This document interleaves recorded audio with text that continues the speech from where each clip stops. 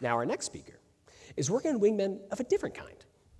Matt Duquette has been moving for about 20 years in his career to prove that human-machine teaming is not only possible, it's essential. AI has been all the rage in the news recently, but it's something AFRL's been working on for a while. And Matt's career is a prime example of how that's being done, how we find a technology early and not only help lead its process and development, but we're there when it matters. So, join me in welcoming to the stage Matt Duquette, as he shows us why we should embrace all that's possible with the future of human-machine teaming.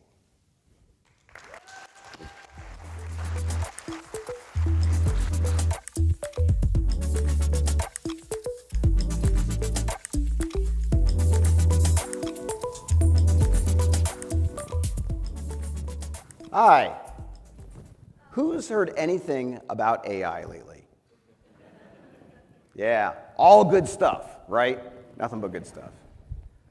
Who's afraid of AI? Maybe a little afraid. Show of hands. Hands. Sir, what are you afraid of? I saw you go. What are you afraid of?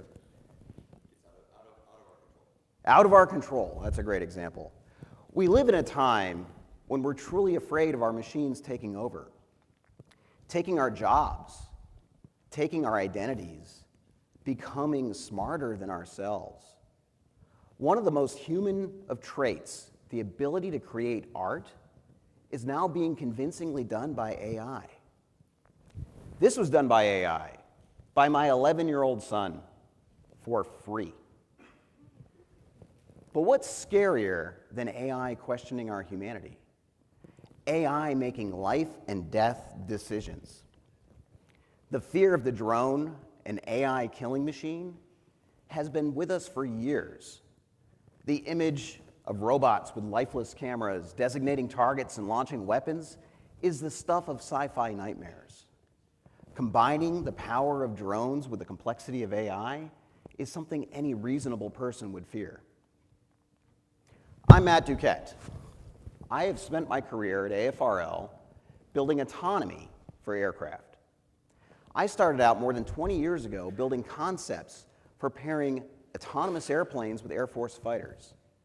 I have simulated and flown numerous small UAVs, or drones, if some of you prefer, to bring eyes in the sky for all manner of U.S. military forces. I have been working on the concept of autonomy for airplanes before many in the public ever considered that to be a thing. I have seen the world grow afraid of what AI means for the way we fight war. The fear is valid, and I don't dismiss it. But I want to show you another view. I want to show you the role that AI can play, and has been playing for years, in making our human beings better decision makers and safer operators of our machines. Because the reality is, AI isn't just a technology that makes machines better. It makes people better. And the partnership of the two is getting stronger every year. AI is used to make airplanes autonomous. Whether as individual airplanes or in teams, autonomy is the ability for a machine to manage itself at some level. Teams of autonomous airplanes isn't sci-fi. It's something we work on at AFRL, and an important part of our Air Force's future. Autonomy is critical to our nation's ability to fight and deter war.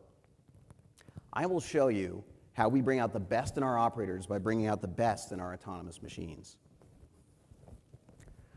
Who here has flown on an airliner? Yeah, all of us, right? Almost all of us. Some here probably did yesterday or will tomorrow. If you have flown on a modern commercial plane, you have put your lives in the hands of AI. You may ask, how is that AI? The plane isn't chatting with anyone or making any decisions. That's the pilot's job. But there is AI at play. Complex calculations keeping the engines healthy and the plane on track to its destination. Modern commercial planes track thousands of parameters and can even give the pilot step-by-step instructions in case of an emergency. Now, this is what a flight engineer's panel looks like. Modern commercial planes automate the many tasks that used to require a third crewmate. Without AI, we wouldn't be able to fly with just two pilots, and the AI makes flying safer and more efficient. But the AI isn't in charge.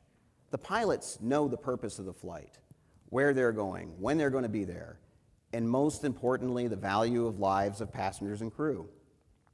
The AI makes flying easier and more precise. Why spend time with hands-on controls and eyes glued to instruments just to maintain speed and direction? That's what the machine is best at. What the human is best at is understanding the why, purpose, and priority.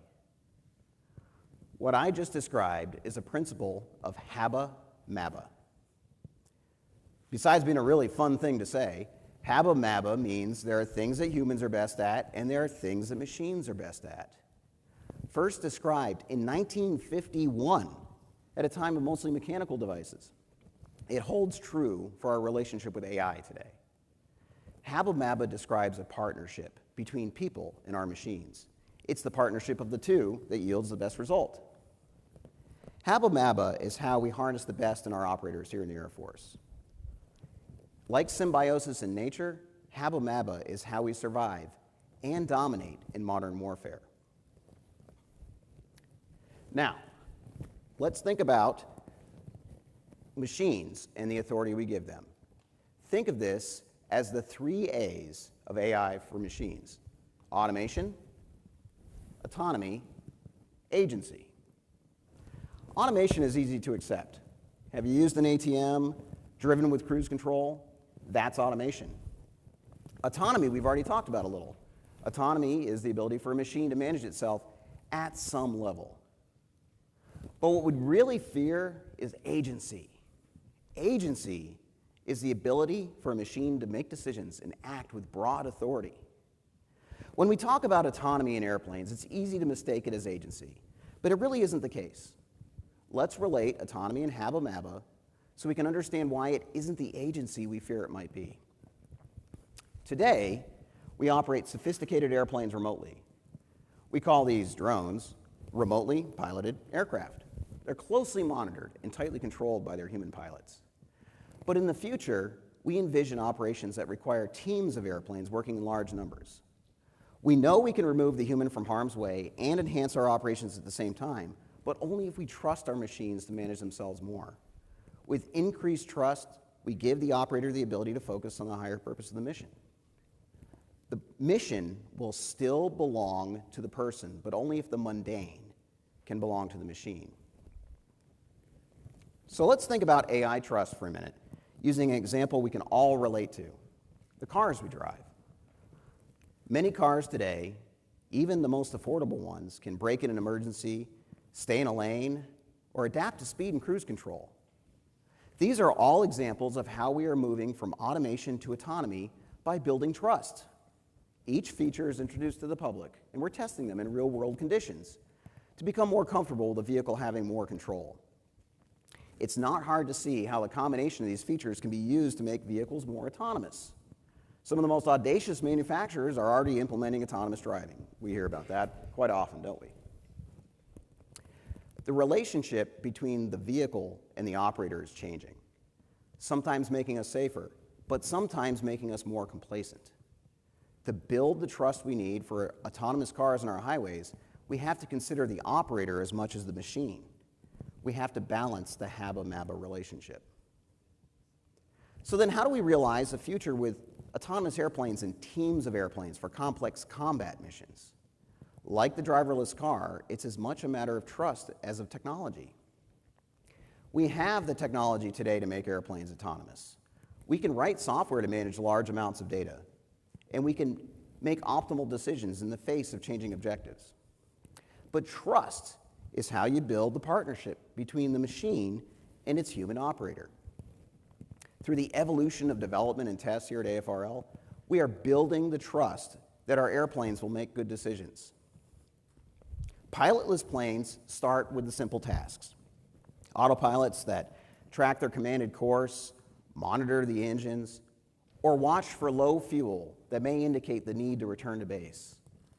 These baby steps are how we move from remotely piloted to remotely commanded teams of airplanes. Trusted machines that won't collide with each other, won't fly where they're not supposed to, and won't confuse friend and enemy. AI design for complex operation requires understanding the limits. We build trusted layers of watchdogs in the system, ready to raise the alarm if a command is out of bounds or a system is acting abnormally. We have pioneered these techniques at AFRL, and they are the cornerstone of safe AI implementation. We don't simply release the AI to understand, decide, and act. We watch the AI to ensure that only reasonable commands are executed.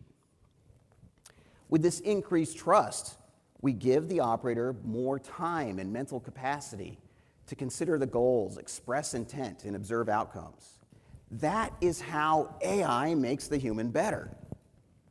In a Habba-Mabba relationship, the operator is presented with courses of action and what-if scenarios by the autonomous system.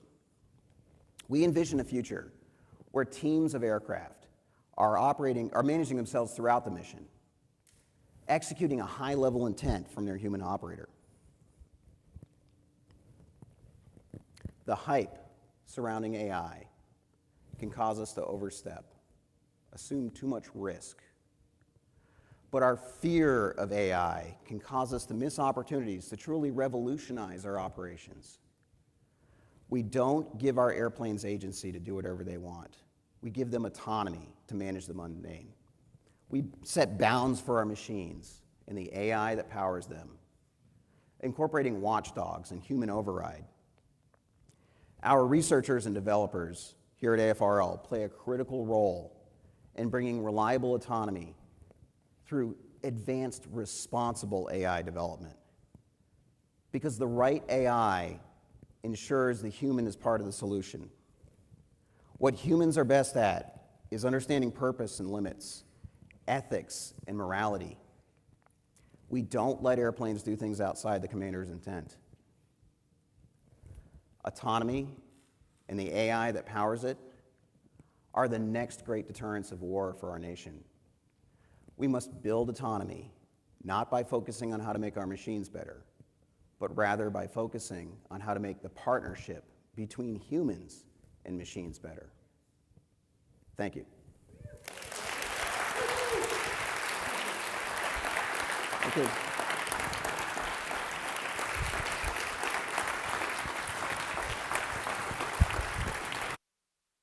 Wow. Matt's team is really pushing forward what we can do with unmanned aircraft and really changing the way we fight wars. So everybody, incredible. Let's give another round of applause to Matt. Amazing, amazing. Now, what's amazing is Matt has had the privilege to work on one of our prized and first Vanguard programs for some time, and he's now getting the chance to see that Skyborg technology transition as it gets closer to helping airmen out on whatever mission they're at. And that capability is going to be incredible. Imagine, not only keeping folks out of harm's way, but helping with situational awareness, having that wingman partner, and beyond. It's going to be incredible what we see happen in the future involving it. So thank you again, Matt. Very excited to see how this transitions.